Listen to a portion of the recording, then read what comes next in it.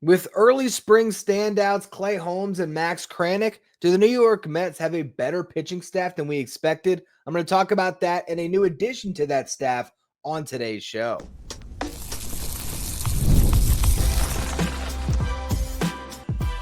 You are Locked On Mets, your daily New York Mets podcast. Part of the Locked On Podcast Network, your team every day. Hello to all you amazing Mets fans. You're watching Locked On Mets, part of the Locked On Podcast Network, your team every day. I'm your host, Ryan Finkelstein. If you want to find any of my work, follow me on X at Finkelstein Ryan. You can also find some of my writing at justbaseball.com, where I work as the managing editor. Today's episode is brought to you by FanDuel. Right now, new FanDuel customers can get $150 in bonus bets. Your first $5 bet wins. Download the app right at FanDuel.com to get started. Now, I know some of you might have came to the show today expecting me to talk about some of the top prospects in the Mets system as I began my top 15 on yesterday's show. I will pick that up over the weekend, but Thursday's game brought some interesting pitching performances that I wanted to discuss. First and foremost, another strong start by Clay Holmes. He goes 3 innings. He does not allow a single run. So far in camp, he has gone 5 scoreless to open up his Mets career. Had a 20-pitch first inning, which obviously showed some tough at-bats against some big league hitters. You had Jeremy Pena in the lineup for the Astros, Jordan Alvarez, Christian Walker. So you actually saw some tougher competition for Holmes this time. He faced it with no problems, really. He did give up a bloop double in that first inning to Christian Walker. Immediately got out of it facing the fourth batter of the inning. In the next inning, the second, he needed just 7 pitches to work through the frame. He got a couple ground balls on 3 pitches. That had a 4-pitch strikeout to close that frame. Then in the final inning, he worked around a leadoff walk, retired the next 3 batters to finish his day with 42 pitches thrown, 27 of them being strikes. He went out to the bullpen. He said he threw about 17, 18 more. So you're talking about now him up to 4 up downs as far as amount of innings that he could basically pitch, because when you have these guys that go into the bullpen after a spring start, they're simulating what it would be like to get back out into the game. It's just an inning of work that's going on in a bullpen, behind the scenes instead of on the mound in front of everybody. And it is now, 60 pitches that Holmes is up to. So he is by far, I think, the guy that's most prepared to begin this season, which is obviously an interesting revelation considering the fact that this is his first time as a starting pitcher in a long time, dating back to when he was with the Pirates before the Yankees traded for him and eventually made him their closer. So far, so good with Clay Holmes. It's looked really solid. The pitch mix clearly is working for him. The new kick change with, of course, what he already had, his sinker, sweeper, slider. I'm very optimistic right now that Clay Holmes will be a quality starting pitcher for the New York Mets. And you're looking at an opening day rotation right now that's going to have Kodai Senga, Clay Holmes, and David Peterson as the clear locks. I mean, Clay Holmes could be the best pitcher for the Mets early on this season. You hope Kodai Senga gets back to ace form. But as we've talked about, there's a chance that Clay Holmes might get the opening day nod, because if the Mets start Kodai Senga in that third spot in the rotation, they can give him a little bit of extra rest days leading into the season here through the first, couple turns. And you also don't want to have multiple lefties. Now, granted, that's not going to matter anymore, but that was one of the other conversation points about why Holmes might get an opening day nod, because the Mets didn't want to have Sean Manaea and David Peterson in that first series against a righty-heavy Astros lineup. Now Manaea off the table. I imagine Peterson does get in that first series, but it is pretty crazy that you could be talking about Clay Holmes on opening day and a guy that the Mets are really banking on to help carry the early season workload.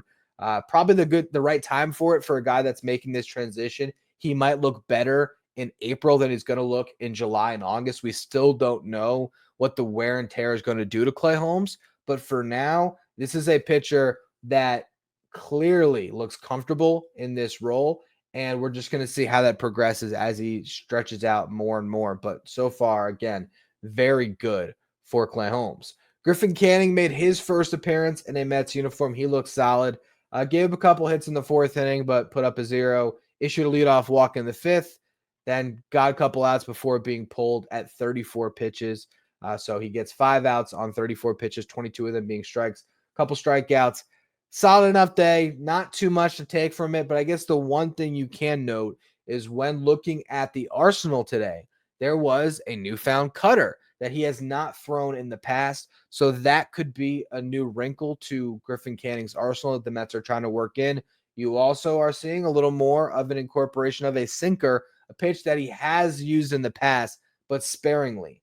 Last year, Griffin Canning's four-seam fastball got demolished. So seeing different variations of its fastball is definitely a positive development. If you look at some of these Twitter accounts that are posting, the arsenal and the stuff plus grades and everything else, Griffin Canning still doesn't really have many plus pitches. Really, I think today the only plus pitch was a slider.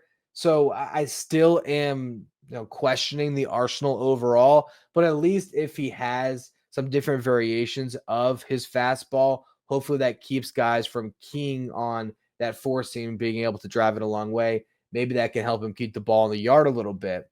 But we're still not sure exactly the Mets plan to deploy Griffin Canning, and I'm yet to be sort of blown away by what we have seen, but this was his first appearance, so kind of hard to be.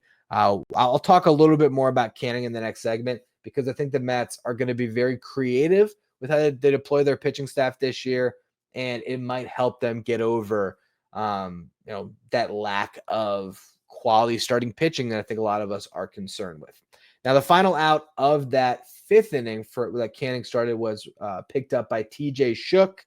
Then Max Kranick came on, and he looked outstanding. Faced 6 batters, retired them all. I want to talk more about Kranick in the next segment because he's looking like a hidden gem the Mets have found this spring training that could play a big, big role out of the bullpen for the Mets. They scored 5 runs in this game.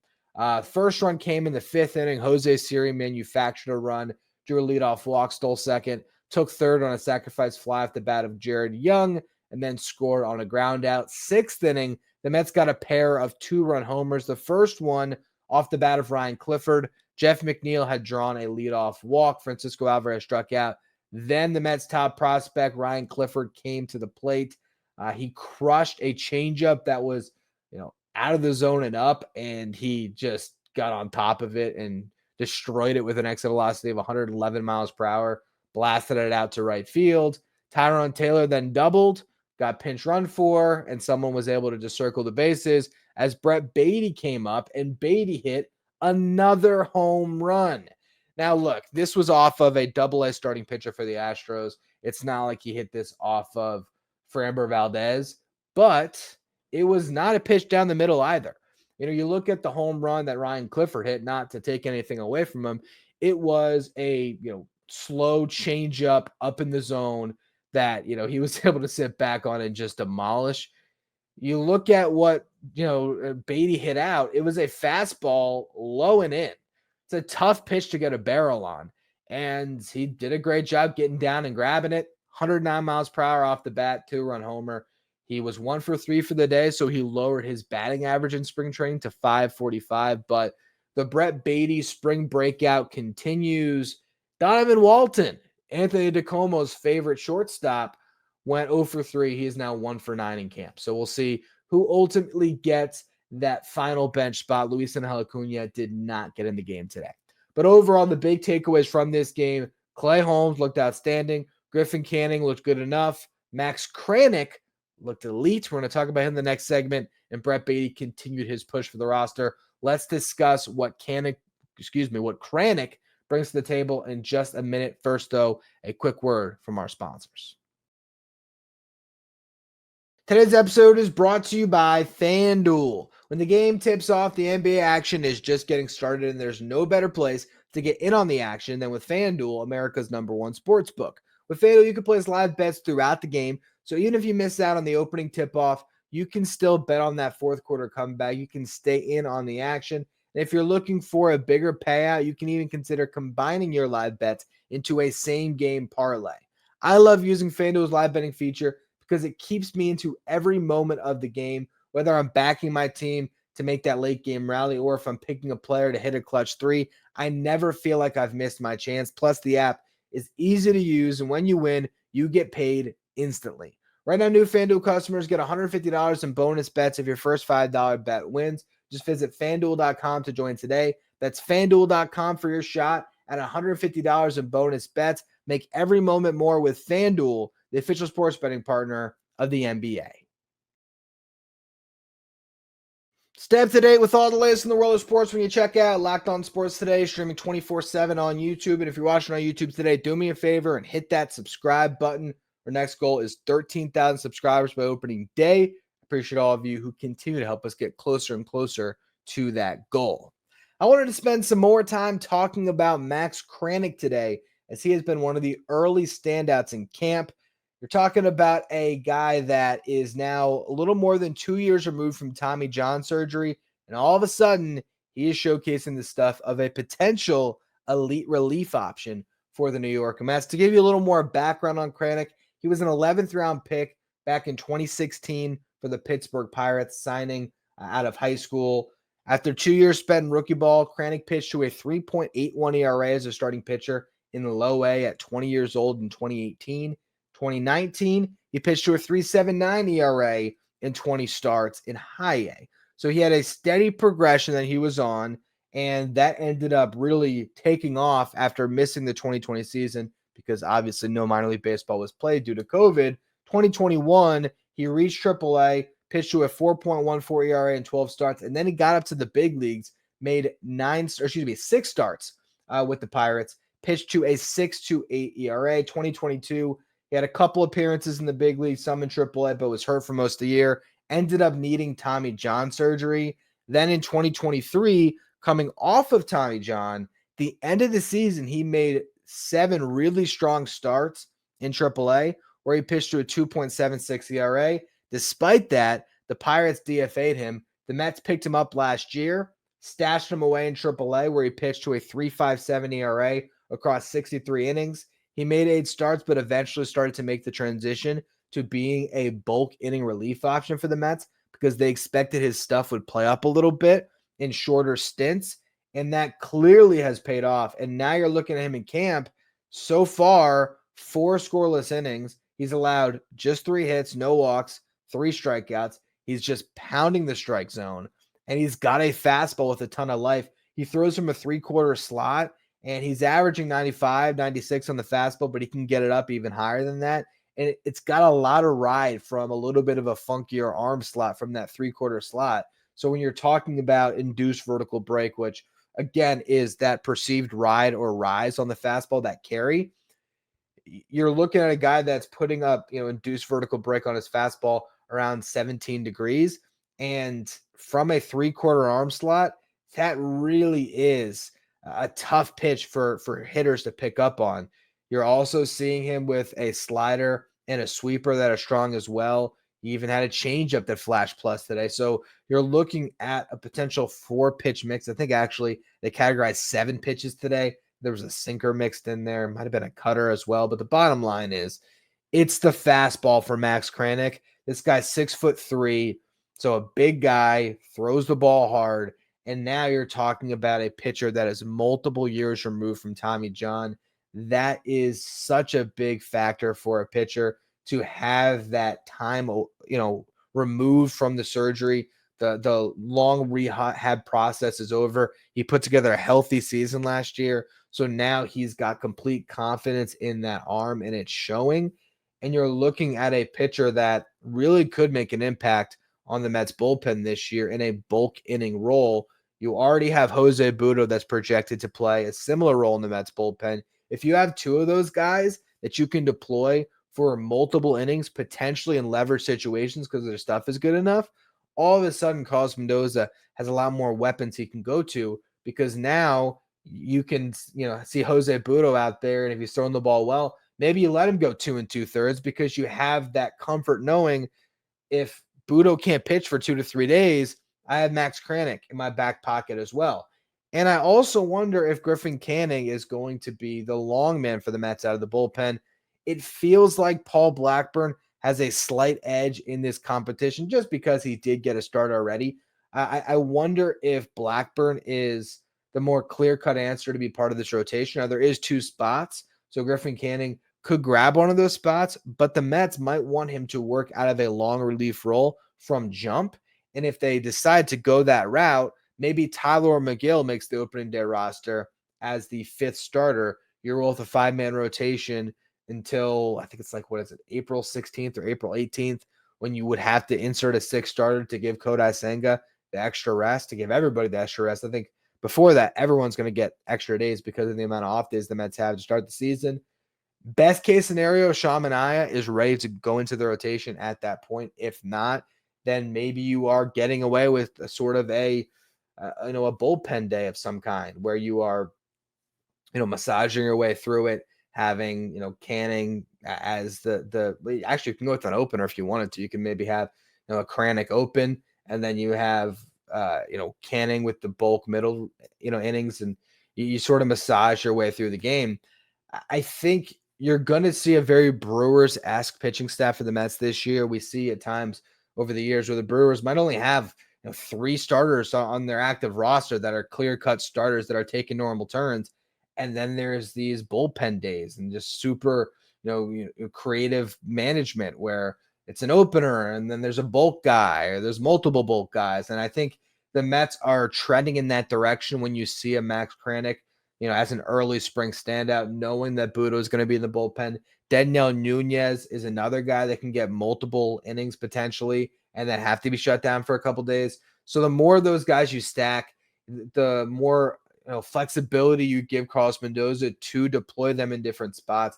It still will put some strain on the starting rotation, no doubt about it. If you have some guys that get burned, where at a certain point, if you have a couple days in a row where you need to rely on the long men, you're going to need a couple of those starting pitchers to give you length. And that's still going to be something that we're going to have to monitor because there aren't many guys right now that you're looking at and saying, oh, that's the guy that's going to give you 6-7 innings each time out. You hope that was going to be Sean Manaea. To a certain extent, you might have thought it was going to be Frankie Montas with his experience as a starting pitcher. Those are the guys that are hurt right now. So you're looking at Kodai Senga with all of his injury question marks, even though so far so good in camp. He has been healthy up to this point. David Peterson's maybe your best shot at a guy to give you length. Or Clay Holmes could surprise this year and pitch deeper into games than we were expecting. Although I think your initial read on it would be that he might be, a 5 and dive guy just to start, just to see what it's like with him turning a lineup over a couple times, but you never know.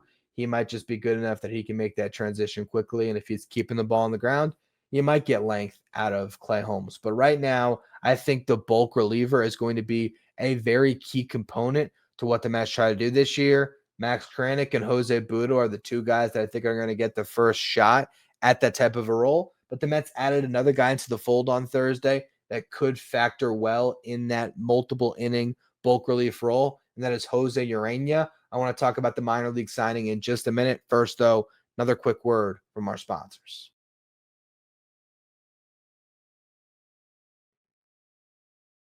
If you're an everyday listener to the show, make sure you become a Locked On Mets insider. This is our texting service where you get updates from me anytime news breaks from the Mets. You can ask me questions anytime. You can also take part in our Locked On Mets sign photo giveaways. If you want to be Locked On Mets insider, find the link in the episode description. Go to subtext.com/LockedOnMets. Now, the New York Mets made a signing on Thursday to bolster their pitching staff. They picked up Jose Urena on a minor league deal. If he makes the big league roster, he will earn $2 million in salary with $750,000 in bonuses incentives. So looking over Jose Urena, a guy that has not been great for the large portion of his big league career. You might be familiar with Urena because he spent many years with the Miami Marlins, had an ERA of 4.60 over nearly 600 innings pitched, spent 2021 getting knocked around as a member of the Detroit Tigers, spent 2022 split between the Rockies and the Rockies and the Brewers. He again struggled. 2023 Rockies and White Sox again struggled. But last year, he had a career year. 3.80 ERA and 109 innings pitched. 9 starts, 24 appearances out of the bullpen. He was much better in the latter role. Had a 2.92 ERA out of the pen, 5.08 ERA as a starting pitcher. Now, this signing was announced as a move to bolster the Mets' depth for their starting rotation. Don't love Jose Urena as a starting pitcher, but I do love anybody with this much big league experience on a minor league deal. especially a guy coming off a solid season where, again, he pitched to a 3.80 ERA in over 100 innings pitched. So if you end up getting a Trevor Williams-esque role from the 2022 Mets out of Jose Urena, where you might get a spot start here and there, but he's mostly pitching out of the pen. I mean, I can talk myself into this signing. This guy still throws the ball hard. He's got a good sinker at 96 miles per hour, keeps the ball on the ground. Last year, his ground ball rate of 50.6% was right there with David Peterson as the best mark among pitchers who threw at least 100 innings. So you're looking at a ground ball pitcher, for a team that should have a pretty good defensive midfield, Francisco Lindor obviously leading it, who throws the ball pretty hard and who had some success last year out of the bullpen. I don't look at Jose Urena and think, yeah, he's going to absolutely break camp as part of this rotation. But I think that's what he was maybe sold on a little bit, is being able to compete for a rotation spot on a team that has been devastated by injuries. So you get a guy that's coming off a decent year on a minor league deal. It's not a bad signing by any stretch of the imagination. It's not one that gets me overly excited, but at the same time, you have to really think about the context of the deal. Like, the point being, I'm not as excited by this as I would have been if it was reported that the Mets had signed Jose Quintana, but it's a huge difference in a minor league deal compared to Quintana, where if he got a $10 million salary, you look at the luxury tax hit, you're talking about a $21 million spend on a pitcher that didn't have the best metrics behind his stuff last year. I personally don't care about that too much. The guy got results. But if you're a front office thinking about how you're spending your money and your resources, you're looking at a profile, for an aging left-handed pitcher that can be a bit concerning, and spending a ton of money to get him. I think the Mets at this point are pretty happy with where their payroll is, leaving that room to still potentially go out, during the season and make a trade to take on some salary if they need to put the team over the top. And they have stressed time and again that they're going to rely on the depth that they have to navigate these injuries. The fact that you could get Sean Manaea back in pretty short order, I think definitely helped that. If Sean Manaea was out for a longer period of time, maybe the Mets would have made that pivot to Quintana. But since they expect to get Manaea back in, potentially mid to late April, if not early May, and they expect to get Frankie Montas back, if not, mid to late May, early June, I think they're comfortable with where they're at. But Jose Urena gives you another option, and you really can never have too many. So now you're looking at the starting pitching depth chart. You got atop it Kodai Senga, Clay Holmes, and David Peterson. I imagine Paul Blackburn is the 4, Tyler McGill and Griffin Canning maybe competing for that 5th spot. Again, that's also assuming that Blackburn can get fully stretched out and is ready to go by opening day. But, he got in the spring training game already and seems to be well on his way. So I'm a little more confident there. We'll see if McGill does crack the roster. And the Mets go with 6 starters to open the season, or they just stick with 5. And then you just wonder how they sort of navigate the bullpen. How many bulk relief guys do they put in there? Is there a world where the Mets decide, instead of having Tyler McGill get a starting rotation spot, we're going to have Griffin Canning in that spot, and we're going to roster Jose Urena, and then you have Urena, Max Kranick, Jose Budo, all 3 of those guys as bulk relievers who might be stretched out to 45, 50 pitches that can come out of your bullpen at any time. The Mets have a lot of interesting ways they can play this, but the early success in spring from guys like Clay Holmes and Max Kranick does give you a little bit of hope that the Mets pitching needs are not as dire as it has seemed at times, especially when these injuries popped up. And Jose Urena is a good move to just add some more depth to the equation.